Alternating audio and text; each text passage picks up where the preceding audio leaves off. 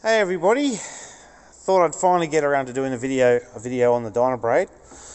The reason why I'm doing it is because I want it to be known more as basically as the original long throw machine. Well, sorry, long throw tool. I believe it is. I don't know of any others that basically were around in 07, 08 that had this much throw. So the Dynabrade 61385 and 61384 heads, or DA accessory, has a 19mm orbit, and it's got an offset rotary action and a free spinning random orbital action with 19mm orbit. Now I've got it mated to a FlexiPad Cyclone pad backing plate, which has got the sanding holes, but it's also got the slots like a Rupes microfiber pad does, which I've got one of. Now where Dynabrade, I think, made a mistake was the way they designed it. It really is only balanced brilliantly with an 8-inch pad and backing plate. It is not very good. Once you go down to below 6 inches, it is ugly. It's vibraty, it's itchy on the hand, even through this Flex LG 1704 VR or the L3406 VRG, which was my main unit because it has the rotary body to here, and then it has the grinder head. And I put the cover for this guy, the fine rotary, onto it so that I wouldn't have any vibration from the head. I'd be above it. So they designed it, well, I believe they designed it in such a way that you would, if you were a detailer or a body shop guy, you'd put it in offset rotary mode, as Kevin Brown puts it. You would basically correct in that mode with the rotary at low speed, and then you would put it onto free spin and basically finish it off. The problem is, I don't really like using 8-inch pads unless I'm going to use a rotary and do a roof or a big bonnet or hood. I'm not going to be using 8-inch. I like 5 and 6 inch and 6.5. And I don't like 8-inch. So if you go down below 6 inches, like this guy over here, this is my other one. There was a version that was free spinning only, and I think, what is this one? This one's got the pin lock as well, I think. Yeah, this one's pin locked. I had one that was free spinning only, which was the 61375, but that one got warped and damaged and whatnot. So with any kind of 5-inch DA plate, and obviously the fitting was a 5/16 24, so any kind of DA plate would fit.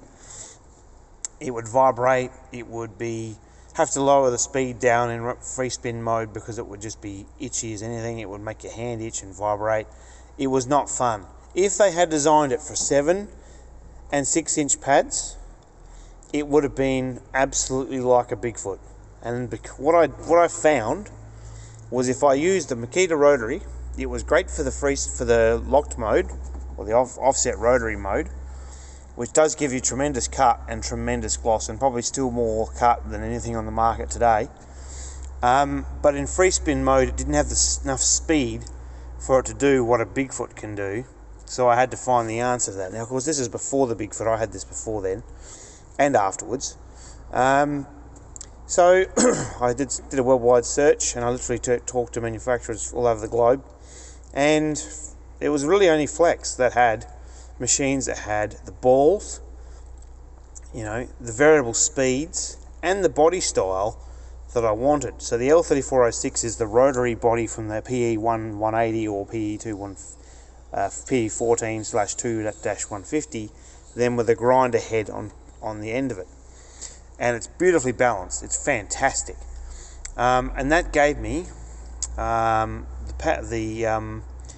the power and speed I needed for the free spinning mode. Now, as far as speed settings go, this has 6 settings. I don't know if it shows the actual numbers anymore, but basically this is a 1400 to 4200 RPM unit, and the L3406 VRG It was a 2100 to 7,500.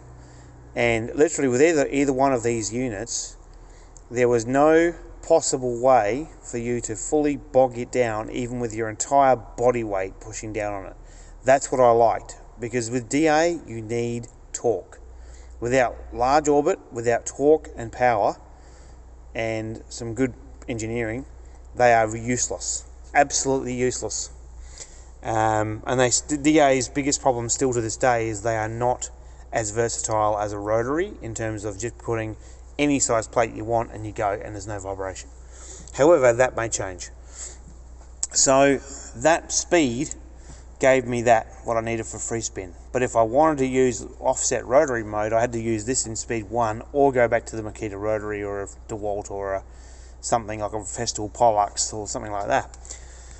So these things are tremendously powerful. But this is a 700 gram unit, and you add that to a 2.2 to 3 kilogram unit, that is heavy. I also did have a Makita SA7000C, which ran to 4,500, I think, 0 to 4,000, I think it was. And that thing is like a 9237 Makita rotary on steroids. It's a monster. However, it's heavy. It was about 3.9 to 4.2 kilo by the time I'd actually put the Dynabrade head on it. And that's where I think the Gelson unit from Italy, or Gelson or whatever it is, with the smaller version I showed you yesterday in a post, might have actually been a much better option, depending of course on what the orbit size was. I don't know how big their orbit is, but 19mm orbit is huge.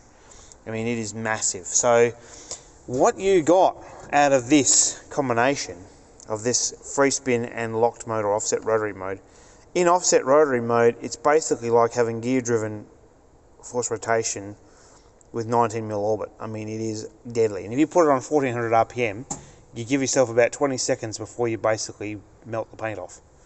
So it's deadly, and then of course you wouldn't want to do that. You want to run it on the rotary at about 400 to about 700, 800, 900 RPM.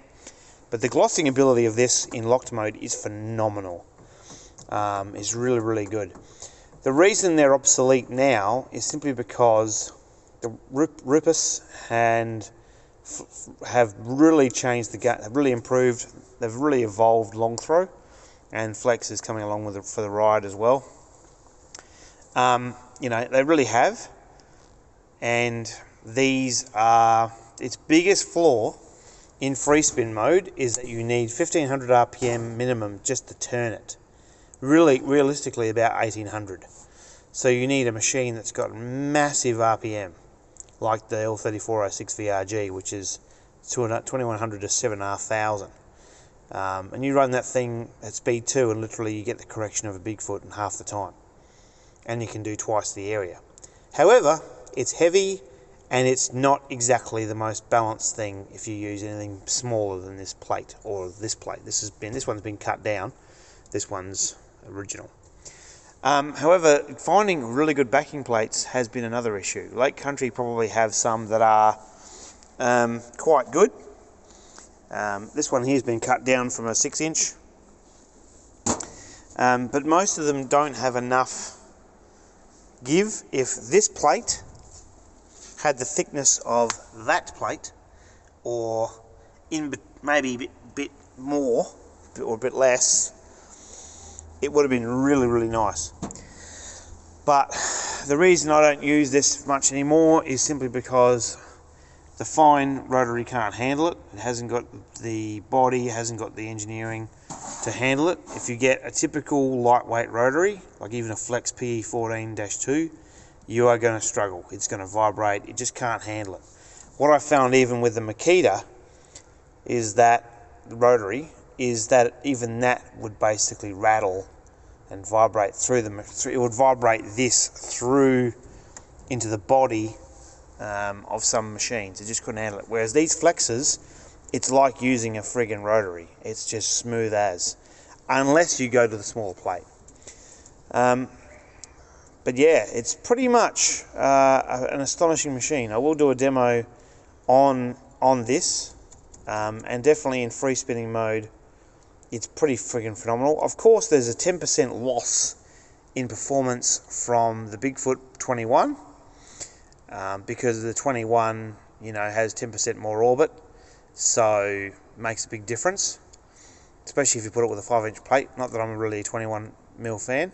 The other big issue that I found with the Dynabrade was that no matter what you did and how you used it, you would warp the backing plates actually quite quickly. And this one's not bad, but I've gone through about 20 backing plates using these. They just warp. They just get warpy, and once they get warpy, the balance is not there, the vibration kicks in. So they are a bit primitive, and that's why I call this machine my Frankenstein. It's a weapon. It's unmatched to anything nothing can match this machine. A combination of this and this Dynabrade. However, it's really only useful for big flat panels, and I'm not even doing customer cars anymore as far as polishing goes. It's all R&D these days. So it's not like the team.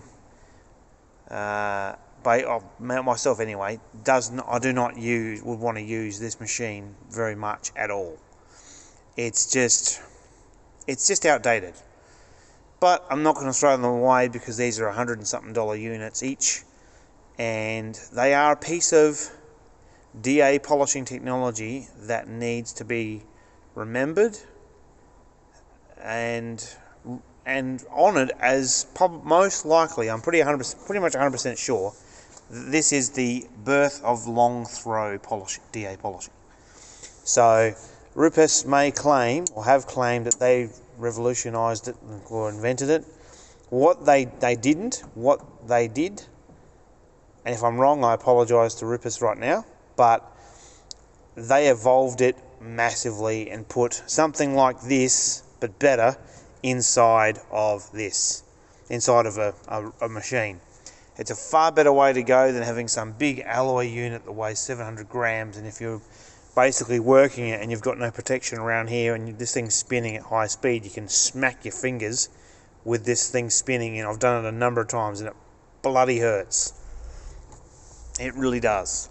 So, the Dynabrade, compared to a DAS 6 or everything else that was 8mm at the time, this thing destroyed it. Correction rate and finishing quality, astronomical. The gloss I used to achieve using this at speed 1 on a rotary in locked mode, unbelievable. So you can imagine a non-true rotary circular action. It's locked, it's circular, but it's offset. It is a monster. I mean, we're talking about a seriously awesome piece of machinery. And what I was able to do with this would basically pretty much annihilate the theory that you have to do 2x2 foot sections when you're polishing to get the correction rate. You could do massive areas and get 85% easy with a microfiber, with a foam. You could take the orange peel down with a finishing pad and a compound pretty easily. Especially on the Makita SA7000C, I used to annihilate orange peel. Not that I would do it very much, but if you wanted to do orange peel, just for testing, I was doing it. It literally can take orange peel out pretty damn quick with a microfiber. The biggest issue, though, the number one big issue with this in this mode, being locked, is heat. It generates a lot of heat really quickly, and I would never recommend microfiber on this unless you're using free spin. It will melt the paint off. I mean, literally, it is. Give it 20 seconds, even on a rotary at speed 1 at 600 RPM, say a Makita, and a microfiber, for example, or even a wool or a cutting foam, 20 seconds and you've got 60, 70, 80 degrees. It'd be 40 degrees in about 10 seconds. It's Celsius, that is. It is literally going to melt the paint off the car if you're not careful. So I used it predominantly in free spin, but if I wanted gloss and a bit extra correction, I put it in offset rotary mode. And pretty much an astonishing piece of kit for the time, And pity I don't have the L3406 VRG anymore. That thing was so balanced. It was the Bigfoot before the Bigfoot, but of course not as a primitive version. Well, I probably shouldn't even put it in the same bracket as a Bigfoot, really. It's not. It's nowhere near it, as far as balance and that. But as far as strength goes, you still probably won't find anything on the market today that can do what this can do. However, it needs a better backing plate, and it needs a much more cushier backing plate and a bit thicker as well. It's just had its time.